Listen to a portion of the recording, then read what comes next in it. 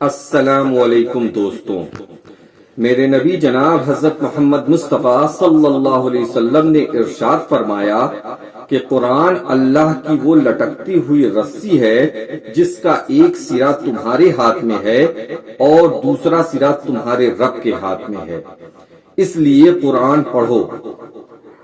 یہ اللہ تعالیٰ کا عالی شان کلام ہے۔ جب انسان قرآن پڑھتا ہے تو فرشتے اس انسان کو گھیر لیتے ہیں اور قرآن سنتے ہیں۔ فرشتوں کو قرآن سننا اتنا پسند ہے۔ کیا ظلم ہے کہ ہمارے پاس قرآن موجود ہے اور ہم اتنی عالی شان کتاب نہیں پڑھتے۔ حضرت علی رضی اللہ تعالی عنہ فرماتے ہیں کہ جب میں چاہتا ہوں کہ اللہ مجھ سے بات کرے تو میں قرآن پڑھتا ہوں، اس لیے خدا کے واسطے قرآن سیکھو اور اس کی تلاوت کرو۔